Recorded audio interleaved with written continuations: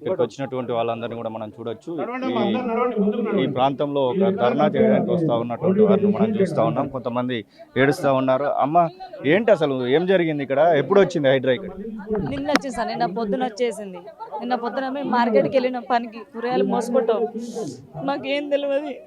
మేము కూరగాయలు మోసుకుంటే మాకు ఇటు సంగతాన్ని తెలిస్తే మేము పొద్దున వచ్చినాము. వచ్చేసరికి ఎక్కడక్కడ ఆపేసారు, రానియలేదు మమ్మల్ని.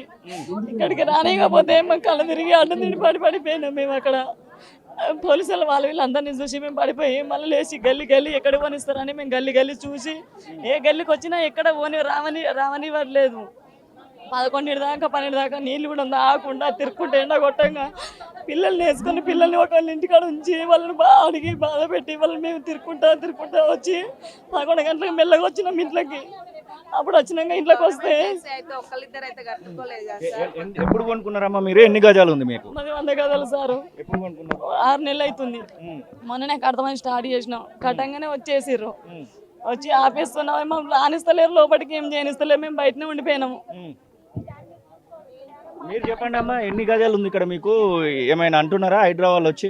మేము 1 ఇయర్ అవుతుంది సార్ కొనుక్కొని. కట్టిన ఇల్లే కొన్నాము. అన్ని రిజిస్ట్రేషన్ పేపర్స్ అన్నీ ఉన్నాయని చెప్పారు. చెప్పిన తర్వాతనే మేము దానికి బోరు ఉంది, అన్ని రిజిస్ట్రేషన్ పేపర్స్ ఉన్నాయని అన్నీ చెప్పారు. చెప్పిన తర్వాత మేము ఒక 50 లక్షలు పెట్టి కొన్నాం సార్.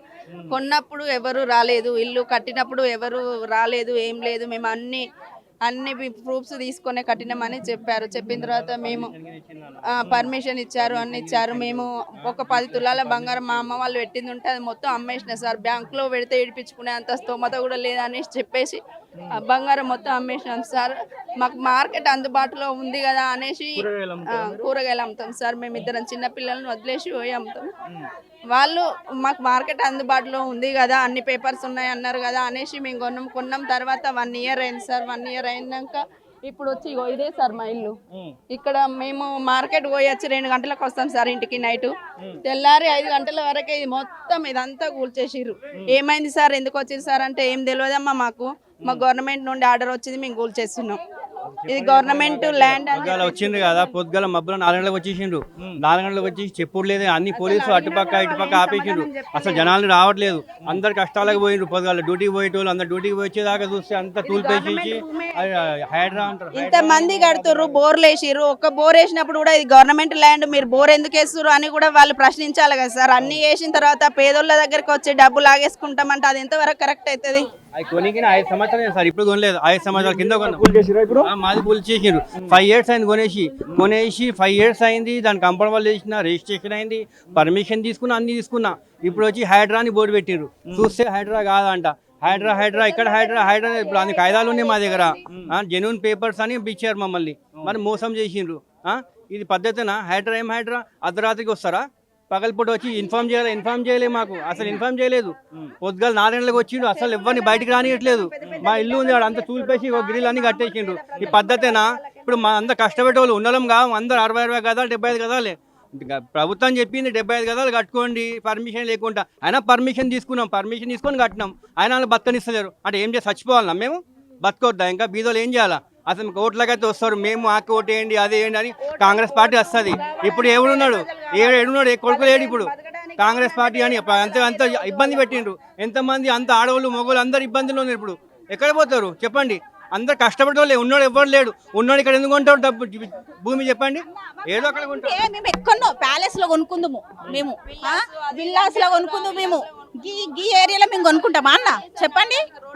రూపాయి ఖర్చు పెట్టుకొని, ₹1 వెనకేసుకొని ₹1 ఖర్చు పెట్టుకొని పిల్లల్ని చదివించుకుంటా 5 ఏళ్ళు అవుతుంది ఇక్కడ ఉండబట్టి. మేము కొనుక్కున్నప్పుడు మాకెవరూ చెప్పలేదు ఇది గవర్నమెంట్ ల్యాండ్ అని. ఎవరు చెప్పలేదు. మేము పైసలు కట్టినాము, అన్ని అయిపోయినాయి. మా పేరు మీద రిజిస్ట్రేషన్ అయింది. బాలాపూర్లో చేసారు, బార్లార్లో చేసారు. అక్కడ బార్లార్లో చేసినప్పుడు అది గవర్నమెంట్ ల్యాండ్ అని ఎవరు చెప్పలేదు. ఇవన్నీ చేసినాక ఇప్పుడు ఇళ్ళల్లో ఉన్నాక ఇప్పుడు వచ్చి హైడ్రా అని అంటే ఎట్లా నమ్మాలని సార్ మేము చెప్పండి? వీళ్ళకి కరెంట్ ఇచ్చింది ఎవరు? వీళ్ళకి నీళ్ళు ఇచ్చింది ఎవరు? వీళ్ళకి ఇంతగానం కడుతున్నప్పుడు ఎంఆర్ఓ ఆర్ఐలు ఏం చేస్తుండ్రు? నిద్రపోతుండ్రు. అప్పుడు ఇక్కడ ఉన్న ఎమ్మెల్యే ఉన్నప్పుడేమో, కార్పొరేటర్ ఉన్నప్పుడేమో అలా వాళ్ళు చెప్తే ఈ గవర్నమెంట్ అధికారులు అందరూ వింటుండే మాట. ఇప్పుడు గవర్నమెంట్ మారినందుకు హైడ్రా అనేది వచ్చింది. సరే, ఇది చేసేటప్పుడు మరి గవర్నమెంట్కి జీతాలు ఎందుకు ఇస్తున్నారు? అంటే ఎంఆర్ఓకైనా కానీ ఆర్డీఓకైనా కానీ కలెక్టర్లకైనా కానీ జీతాలు ఎందుకు ఇచ్చినారు?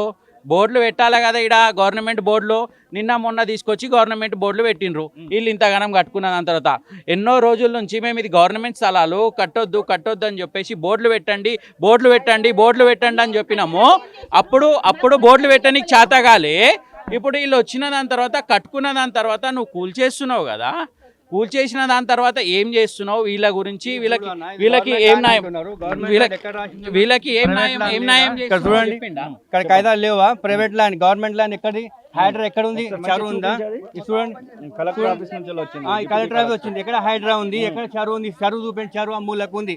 చెరువు అయితే ఫస్ట్ అపార్ట్మెంట్ మానసర్వ కూలగొట్టండి, అక్కడ పోండి. చూడండి ఎన్ని కాయిదాలు మా దగ్గర అన్ని ఉన్నాయి. మేము రాసుకోలే కాదు ఇది, మేము పోయి హైకోర్టు నుంచి వచ్చినాయి, అన్ని క్లియరెన్స్ ఉన్నాయి. ఒక్కటంటే కాదు, చూడండి ఏంది ఈ హైకోర్టు ఇచ్చిందా మేము రాసుకుందా? హైకోర్టు ఇచ్చిందా మేము రాసుకుందా? అన్ని క్లియర్ ఉన్నాయి కదా. లేదంటే ఒక మాట హైడ్రా గవర్నమెంట్ ల్యాండ్ అంటాం. గవర్నమెంట్ ల్యాండ్ ఎక్కడ ఉంది? చూపియండి, ఒక కాగితంలో చూపియండి నాకు గవర్నమెంట్ ల్యాండ్. ఇగోండి సర్వే నంబర్ ఏముంది, ఏం కాదు అంతా ఉంది ఇలా. అంత క్లియర్, ఒక్క పేపర్ కాదు 50 పేపర్లు హైకోర్టు నుంచి వచ్చినాయి, అంత క్లియరెన్స్ వచ్చినాయి. ఇప్పుడు మమ్మల్ని ఇబ్బంది పెట్టి గవర్నమెంట్ ల్యాండ్, ఎక్కడో గవర్నమెంట్ ల్యాండ్ ఇప్పుడు వచ్చిందా? గవర్నమెంట్ అధికారులు ఏం చేసిండ్రు? ఆర్డీఓ ఏం చేసిండు? ఎంఆర్ఓ ఏం చేసిండు? కలెక్టర్ ఏం చేసిండు? అంటే బోర్డులకు పెట్టడానికి పైసల్లో వీళ్ళకి. ఇప్పుడు గవర్నమెంట్ అంటుంది కదా, ఇప్పుడు ఒక హైడ్రా అనే దాన్ని సృష్టించిండ్రు, హైడ్రా అనేది సృష్టించి తీసుకొని వచ్చిండ్రు, అది మంచిదే. మరి దీనికన్నా ముందు 40-50 సంవత్సరాల నుంచి గవర్నమెంట్ అధికారులు ఏం చేస్తుండ్రు? ఎంఆర్ఓలు ఏం చేస్తుండ్రు? కలెక్టర్లు ఏం చేస్తుండ్రు? వీళ్ళందరూ ఏం చేస్తుండ్రు? నమస్కారం సార్, నేను ఇక్కడ 75 గదాలు తీసుకున్నాను సార్. కట్టిన ఇల్లే. ఇప్పుడు 2021లో తీసుకున్నాను నేను. అయితే ఆ డబ్బులు ఎక్కడి నుంచి వచ్చినాయంటే నా కాల్ యాక్సిడెంట్లో కాలు పోయింది సార్. ఫిజికల్ హ్యాండిక్రాఫ్ట్, నాకు కాలు లేదు. కాలు పోతే ఆ ఇన్సూరెన్స్ డబ్బులు వచ్చినాయి నాకు.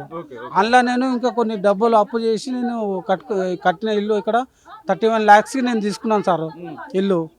ఇప్పుడు ఎట్లా, ఇప్పుడు ఇల్లు సడన్లీ వచ్చి ఇల్లు కూలగొడతామంటే ఎక్కడ వెళ్ళాలి మేము? హ్యాండిక్రాఫ్ట్, నేను ఏం పని చేయలేకపోతాను. ఇల్లుకి పెట్టినాము, పిల్లలకు చదువులకు పోవాలి, ఎట్లా చేయాలి మేము? ఎట్లా బతకాలి మరి? హ్యాండిక్రాఫ్ట్ మేము. ఒకటే కాలు ఉన్నది, ఒక కాలు లేదు నాది. ఆ ఇన్సూరెన్స్ డబ్బులు పెట్టి కొనుక్కున్నాను సార్ నేను. ఇప్పుడు వచ్చి ఇల్లు సడన్లీ ఇట్లా చెప్తే ఎట్లా చేయాలి మేము? చెప్పండి మీరే. మళ్ళీ కట్టేటప్పుడన్నా అప్పుడన్నా వచ్చి చెప్తే బాగుంటుంది. మా బావ కావాలి, నా చెల్లె కావాలి.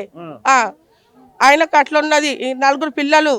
ఎట్లా కావాలి వాళ్ళ పరిస్థితి? ఉన్న పైసలు ఇల్లు కట్టేసినాము, ఏది లేకుండా సరే కానీ ఇంత ఇల్లు కావాలి మాకు, కిరాయి కట్టలేమని ఇల్లు ఏదో తక్కువకి వస్తున్నా అని బ్రోకర్లు అంతా చెప్తే ఒకళ్ళు తీసుకున్న తర్వాత ఒకళ్ళు అందరు తీసుకుంటారు కదా సార్.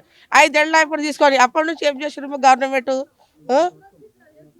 చెప్పండి. ఇది పరిస్థితి. మనము చూస్తా ఒకసారి ఆ హైడ్రా కూల్ చేసినటువంటి ప్రాంతాల్లోకి వెళ్ళేటువంటి ప్రయత్నం అయితే చేద్దాం. పూర్తిగా ఈ ప్రాంతంలో హైడ్రా రావడం అయితే జరిగింది. హైడ్రాకి సంబంధించినటువంటి అధికారులు, హైడ్రాకి సంబంధించినటువంటి బుల్డోజర్లు ఇక్కడ పూర్తిగా కొంత మేరకు కట్టినటువంటి వారిని మాత్రము వదిలేయడం జరిగింది. మిగిలినటువంటి అన్నింటిపైన పూర్తిగా కూల్ చేసినటువంటి ప్రాంతంలో ఫెన్సింగ్స్ కూడా వేసినటువంటి సందర్భాన్ని అయితే మనం చూస్తూ ఉన్నాం. మొత్తం ఇది 108 ఎకరాలకు సంబంధించినటువంటి ఒక భూమిగా చెప్తా ఉన్నారు. ఈ 108 ఎకరాలలో ప్రభుత్వ భూమే మొత్తం అని చెప్పేసి హైడ్రా చెప్తా ఉంది. కానీ ముందుగా చెప్పినట్టు ఏది ఉంటే బాగుండేది కదా అని చెప్పేసి ఇక్కడ ఉన్నటువంటి నివాసం ఉంటున్నటువంటి వారైతే చెప్తున్నటువంటి సందర్భం. మొత్తం మీద ఇది హైడ్రా వేసినటువంటి ఫెన్సింగ్ మొత్తం చూడొచ్చు మనం. హైడ్రా మొత్తం ఇక్కడ ఉన్నటువంటి ఫెన్సింగ్ అయితే వేసి ఆక్యుపై అయితే చేసుకునేటువంటి ప్రయత్నం అయితే చేసింది. మొత్తం ఈ ప్రాంతం అంతా కూడా ఇప్పుడు ఒక విషాదమైనటువంటి, అంటే ఏం జరుగుతుందో, ఎప్పుడు ఏ క్షణంలో ఏం జరుగుతుందో అనేటువంటి ఒక భయాందోళనలో ఇక్కడ ఉన్నటువంటి ప్రజలైతే ఉంటున్నట్టుగా వారైతే చెప్తా ఉన్నారు. మరి మేము కొనుక్కునేప్పుడు చెప్పినట్టు ఏది ఉంటే మేము ఖచ్చితంగా కొనేటువంటి వాళ్ళం కాదు. మాకు ముందుగా చెప్పకుండా మేము కొనుక్కొని అంతా అయిపోయిన తర్వాత ఇప్పుడు లక్షలు ధారపోసి మా యొక్క చెమట కష్టాన్ని అక్కడ పెడితే ఇట్లా కూల్చివేయడం ఎంతవరకు కరెక్ట్ అనేటువంటి ఒక వాదన అయితే వారి నుంచి వస్తున్నటువంటి సందర్భం. కాలనీ ప్రజలందరూ కూడా పూర్తిగా అసలు ఏం జరుగుతుందో తెలియనటువంటి ఒక భయాందోళనలో వారైతే కనబడుతూ ఉన్నారు. మరి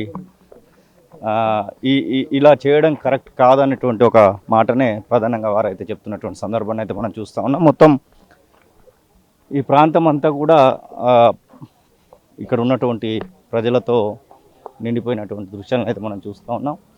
హైడ్రాకి సంబంధించినటువంటి అధికారులు పూర్తిగా ఇక్కడ నేలమట్టం చేసినటువంటి సందర్భంలో ఇది మీకు సంబంధించిందేనా భయ్య? ఎప్పుడు వచ్చారు హైదరాబాద్లో? పొద్దున ఎప్పుడు అది? నిన్న పొద్దున సార్ నిన్న పొద్దున వచ్చిరా? ఏమన్నారు ఇక్కడ ఇది కూలి కొట్టే ముందు? రానేలో లోపలికి లోపలికి రానియలే. సామాన్లు ఉన్నాయా మీది? ఏం లేకుంటే పిండు మామూలు ఉంటున్నాయి వెళ్ళాలి. ఎందుకు కూల కొట్టిరంట మరి అది? ఏమో హైడ్రా నుంచి ఏమని చెప్పారు మీకు? మీకు ఏమన్నా నోటీస్ ఏమన్నా ఇచ్చిరా? ఏమేయలే. ఏమి ఇవ్వలేదు. తెలుసా మీకు ఇట్లా కూల కొట్టడానికి వస్తుందా తెలియదు. ఏమన్నా? ఏం తెలియదు.